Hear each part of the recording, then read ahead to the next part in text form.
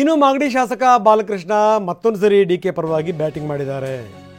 ನಿಜಕ್ಕೂ ಉಪಮುಖ್ಯಮಂತ್ರಿಗಳು ಪಕ್ಷಕ್ಕೋಸ್ಕರ ದುಡಿದಿದ್ದಾರೆ, ಪಕ್ಷವನ್ನು ಅಧಿಕಾರಕ್ಕೆ ತಂದಿದ್ದಾರೆ, ಅವರಿಗೆ ಅವಕಾಶ ಸಿಗಬೇಕು. ಕೆಲ ಶಾಸಕರು ಆಗ್ರಹ ಮಾಡ್ತಾ ಇದ್ದಾರೆ. ಇದಕ್ಕೆ ಸಂಬಂಧಪಟ್ಟಂಗೆ ದನಿಗೂಡಿಸಿದ್ದಾರೆ ಇವರು. ಕಾಂಗ್ರೆಸ್ ಅಧಿಕಾರಕ್ಕೆ ಬರುವಂಥ ನಿಟ್ಟಿನಲ್ಲಿ ಡಿಕೆ ಶ್ರಮ ಇದೆ. ಒಂದಲ್ಲ ಒಂದು ದಿವಸ ಹೈಕಮಾಂಡ್ ಅವರಿಗೆ ಅವಕಾಶ ಮಾಡಿಕೊಡುತ್ತೆ. ಇದು ಬಾಲಕೃಷ್ಣ ಹೇಳಿಕೆ.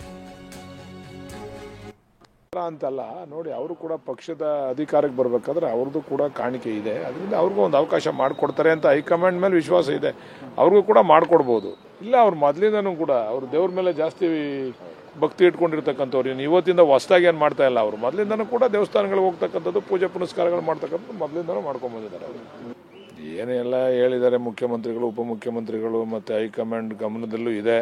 ನಮ್ಮ ಸೀನಿಯಾರಿಟಿನ ಕನ್ಸಿಡರ್ ಮಾಡ್ತಾರೆ ಅಂತಕ್ಕಂಥ ಆತ್ಮವಿಶ್ವಾಸ ಕೂಡ ಇದೆ ನಮಗೆ. ನೋಡೋಣ ಏನು ಮಾಡ್ತಾರೆ ಅಂತೇಳಿ. ಪುನರಚನೆ ಅಷ್ಟೇ ಅಲ್ಲ, ಕ್ರಾಂತಿ ಚರ್ಚೆನೂ ಕೂಡ ನಡೀತಾ ಇದೆ. ಯಾವ ಕ್ರಾಂತಿನೂ ಆಯ್ತಲ್ಲ. ಏನು ಕ್ರಾಂತಿ ಆಯ್ತದೆ? ಯಾರು ಹೇಳಿದ್ದು ಕ್ರಾಂತಿ ಆಯ್ತದೆ ಅಂತ? ನಿಮ್ಮ ಪಕ್ಷದಲ್ಲಿ ಯಾರು ಹೇಳಿದ್ದು? ನಿಮ್ಗೆ ಯಾರು ಹೇಳಿದ್ದು ಕ್ರಾಂತಿ ಆಯ್ತದೆ ಅಂತ ಹೇಳಿ? ನೀವು ಹೇಳಿದ್ರೆ ನಾವು ಹೇಳ್ತೀವಿ. ಕ್ರಾಂತಿ ಅಂದ್ರೆ ಮುಖ್ಯಮಂತ್ರಿ ಬದಲಾವಣೆ ಕೂಡ ಆಗುತ್ತೆ ಅನ್ನೋ ವಿಚಾರ. ಎಲ್ಲ ಹೈಕಮಾಂಡ್ಗೆ ಬಿಟ್ಟಂತ ವಿಚಾರ. ಅವೆಲ್ಲ ನಾವು ಮಂತವರು ಮಾತಾಡ್ತಕ್ಕಂಥ ವಿಚಾರ ಅಲ್ಲ. ಅದೆಲ್ಲ ಹೈಕಮಾಂಡ್ ತೀರ್ಮಾನ ಮಾಡ್ತಾರೆ.